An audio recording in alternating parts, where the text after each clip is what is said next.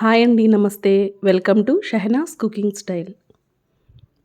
ఈరోజు వీడియోలో కంటి చూపు బాగుండాలన్నా, జుట్టు ఆరోగ్యంగా పెరగాలన్నా, మనము కరివేపాకుని ఎక్కువగా వాడాలని అనుకుంటూ ఉంటాము.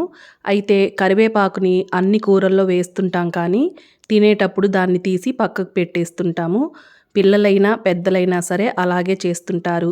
అలా కాకుండా కరివేపాకుని ఈ విధంగా పొడి చేసి పెట్టుకున్నారంటే, మీరు ఉదయం పూట తినేటటువంటి ఇడ్లీ, దోస లాంటి టిఫిన్స్‌లోకి, అలాగే అన్నంలోకి కూడా ఈ కరివేపాకు కారం పొడి అనేది చాలా కమ్మగా ఉంటుంది. కొద్దిగా నెయ్యి వేసి తీసుకున్నారంటే పిల్లల నుంచి పెద్దవాళ్ళ వరకు కూడా ఇష్టంగా తింటారు. మరైతే ఈ కరివేపాకు పొడిని ఎలా ప్రిపేర్ చేయాలో చూసేద్దాము. కరివేపాకు పొడి తయారు చేయడం కోసము ఇక్కడ ముదురుగా ఉండేటటువంటి కరివేపాకుని తీసుకోవాలి. అదైతే మనకి పొడికి బావుంటుందనమాట. అందువల్ల ఇలా ముదురుగా ఉండే కరివేపాకుని తీసుకొని శుభ్రంగా కడిగేసి దీన్ని ఒక క్లాత్ మీద అస్సలు తడేమీ లేకుండా ఆరబెట్టుకోవాలి. ఇలా చేసినటువంటి ఈ కరివేపాకుని ఒక గుప్పెడు వరకు తీసుకుంటున్నాను. ఇప్పుడు దీనికి తగినట్లుగా మనము ఇంగ్రీడియెంట్స్ అన్నీ వేసుకోవాలి. దీన్ని చాలా సింపుల్‌గా చేసేసుకోవచ్చు. దీనికోసం ముందుగా స్టవ్ ఆన్ చేసి ఒక కడాయి పెట్టుకొని ఇందులోకి కొద్దిగా నూనె వేసుకోవాలి. నూనె కొంచెం కాగిన తర్వాత ఇందులోకి ఎండుమిర్చిని వేసుకోవాలి. ఎండుమిర్చి మీ కారం తగ్గినట్లుగా వేసుకోండి. నేను తీసుకున్నటువంటి ఎండుమిర్చి బాగా కారం ఎక్కువగా ఉన్నాయి కాబట్టి నేను తక్కువ తీసుకున్నాను. ఒకవేళ మీరు తీసుకునేటటువంటి ఎండుమిర్చి ఘాటు తక్కువగా ఉంటే ఒక 10-15 వరకు తీసుకోవచ్చు. ఇవి ఫ్రై చేసుకున్న తర్వాత తీసి ఒక ప్లేట్‌లోకి పెట్టుకొని, ఇప్పుడు ఇందులోనే 2 స్పూన్ల వరకు మినపగుండ్లు వేసుకోవాలి. మీరు ఈ ప్లేస్‌లో మినపప్పు అయినా వేసుకోవచ్చు. లేదంటే పొట్టు మినపప్పు అయినా సరే వాడుకోవచ్చు. ఇవి కొంచెం వేగిన తర్వాత ఇందులోకి 1 స్పూన్ ధనియాలు, హాఫ్ స్పూన్ వరకు జీలకర్ర, కొద్దిగా మెంతులు కూడా వేసుకొని వీటిని దోరగా వేయించుకోవాలి.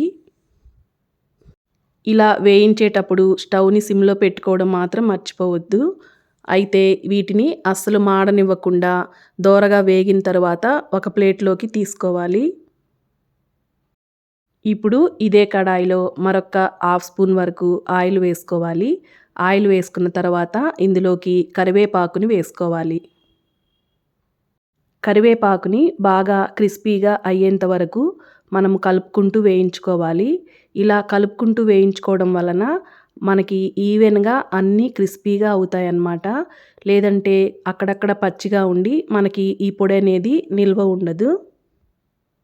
దీన్ని కూడా మనము స్టవ్‌ని సిమ్‌లోనే ఉంచుకొని ఇలా క్రిస్పీగా అయ్యేంత వరకు వేయించుకోవాలి.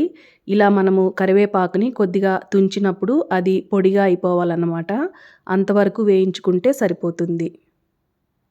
ఇప్పుడొక మిక్సీ జార్ తీసుకొని ఇందులోకి ఎండుమిర్చి, మినపప్పు, ధనియాలు వేయించుకున్నాం కదా! వాటిని వేసుకోవాలి. ఇవి మరీ వేడిగా ఉన్నప్పుడు వేసుకోకుండా కొంచెం చల్లారాక వేసుకోవాలి. ఇప్పుడు దీంట్లోనే మనం వేయించుకున్నటువంటి కరివేపాకును కూడా వేసుకోవాలి. దీంతో పాటుగా కొద్దిగా చింతపండును కూడా వేసుకోవాలి.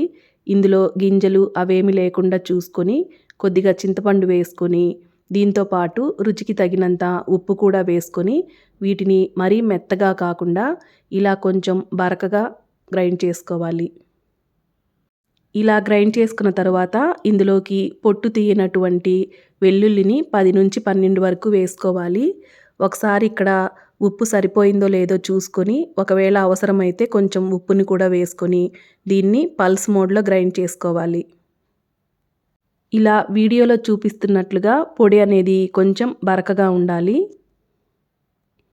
ఇలా వేసుకున్నటువంటి కరివేపాకు పొడిని ఒక ప్లేట్‌లోకి తీసుకొని, ఇది పూర్తిగా చల్లారిన తర్వాత అంటే మనం మిక్సీ వేసినప్పుడు కొంచెం వేడవుతుంది కాబట్టి, ఈ పొడి పూర్తిగా చల్లారిన తర్వాత ఒక గాజు సీసాలో పెట్టుకున్నామంటే, మనకి ఎప్పుడు కావాలంటే అప్పుడు వాడుకోవచ్చు.